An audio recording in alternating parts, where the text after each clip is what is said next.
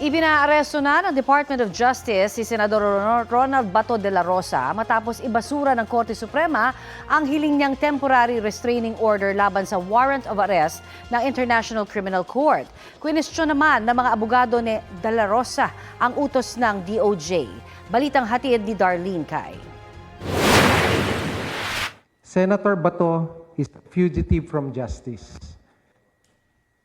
and he should be brought to the ICC to face the charges before him. The Philippine law enforcement agencies, which would include the PNP, the National Bureau of Investigation, are now tasked to effect the arrest of Senator Bato de la Rosa. May hawak na raw silang impormasyon sa kinaroroonan ni Senador Ronald Bato de la Rosa. Definitely there are leads. As to the exact leads, I cannot discuss them. First, I'm not privy to those leads. They are available to our law enforcement agencies and to their units, and let them do their work. Hopefully, we do it as fast as we can. Wanted si De La Rosa ng International Criminal Court bilang isa sa mga co-perpetrator sa kasong crime against humanity of murder kaugnay ng madugong war on drugs ng Duterte administration. Ayon kay DILG Secretary John Vic Remulla, nakahanda silang ipatupad ang utos ng DOJ. Sa isang text message sa GMA News, sinabi niyang 225,000 na puwersa ng Philippine National Police ang pakikilusin para rito. Inalerto na rin ni PNP Chief Police General Jose Melencio Notades Jr. ang mga tauhan ng PNP Maritime Group at Aviation Security Group laban sa posibilidad ng paglabas ng bansa ni De La Rosa. Ayon sa ulat ng GMA News Online, partikular na pinababantayan ng tinatawag na Southern Backdoor o yung dulong katimugang bahagi ng Pilipinas. Ang PNP Criminal Investigation and Detection Group hinihintay na lang daw ang go signal ni Nartates para ipatupad ang arrest warrant. Pag there is an order already and the CPNP has directed us, gagamitin namin ang buong unit po ng CIDG for every region and every province. Wala naman po tayong pinipili, big or small, lahat po yon ay ini-implement namin at all cost. Nakikipag-ugnayan na rin daw sila sa iba pang law enforcement agencies. Susunod din daw sa utos ng DOJ ang NBI. Ayon kay NBI Director Melvin Matibag, isasagawa nilang pag-aresto ng naaayon sa mga alituntunin. Ang mga abogado ni De La Rosa, kwinestyon ang pagpapaaresto ng DOJ sa senador. What law are you invoking? In the spirit of fair play and due process and even humanitarianism. Hindi po nila pwedeng i-effect ang isang inactionable na warrant through misrepresentations. We have to respect our Constitution, we have to respect customary international law, and we have to respect treaty law in this regard. Malinaw daw na target talaga ng gobyernong makuha si De La Rosa. By the sheer act of the President's arm, by hook or by crook, gusto nilang kunin si Bato. And this simply looks like a Duterte 2.0 move, no?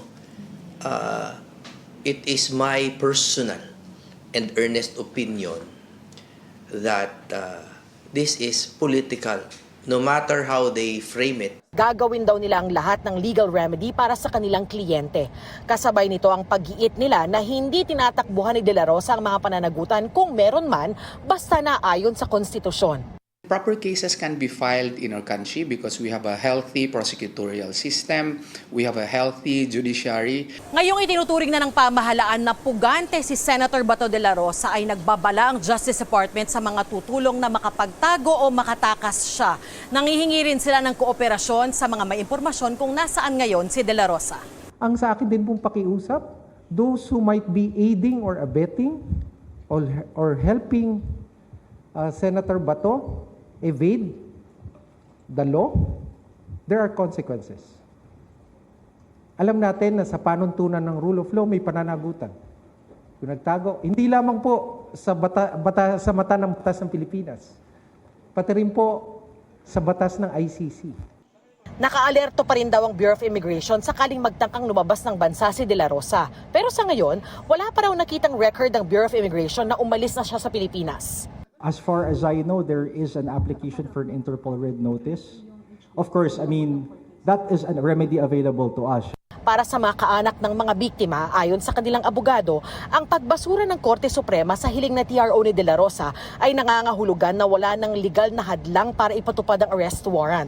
Hindi po dapat naiiba si Senator Bato. Kahit po siya po ay isang sitting senador, wala pong pagkakaiba kasi ang mga senador natin, hindi naman po sila nakakataas sa batas. Kung paano po ito pinatupad ng executive sa kay former President Rodrigo Duterte, ay sana patas din po ang pagpapatupad sa kay Senator Bato de la Rosa. Ayon na rin po ito sa ating batas sa RA 9851. Sakaling maaresto si De La Rosa, maaari na ba siyang ipadala sa dahig? Tingin ng 1987 Constitution framer at retired Supreme Court Associate Justice. Palagay ko pwede siyang arestuhin dahil wala nang restraining order. Pero whether or not Yun nga. ipadala na kaagad, depende sa interpretasyon ng batas. At ito ay pending sa Supreme Court. Sabi naman ng DOJ, These are operational matters that I cannot discuss so that we don't defeat the purpose of the arrest, which is the ultimate objective is to bring him to the ICC. noong May 11 sa bisa ng arrest warrant mula sa ICC ay tinangka ng NBI na arestuhin si De La Rosa nang muli siyang pumasok sa Senado. Hanggang sa magkaroon ng kaguluhan sa Senado noong May 13 at muling naglaho si De La Rosa madaling araw kinabukasan. Kasama niyang umalis noon si Senador Robin Padilla. Iniimbestigahan ng DOJ kung may pananagutan si Padilla. Darlene Kai, nagbabalita para sa GMA News.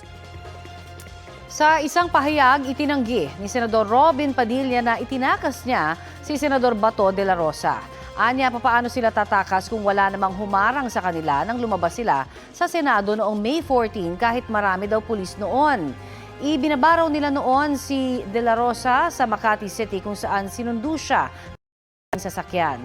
Sabi pa ni Padilla, hindi niya maituturing na pugante si de la Rosa lalo kung dahil lang anya ito sa impluwensya ng ibang bansa.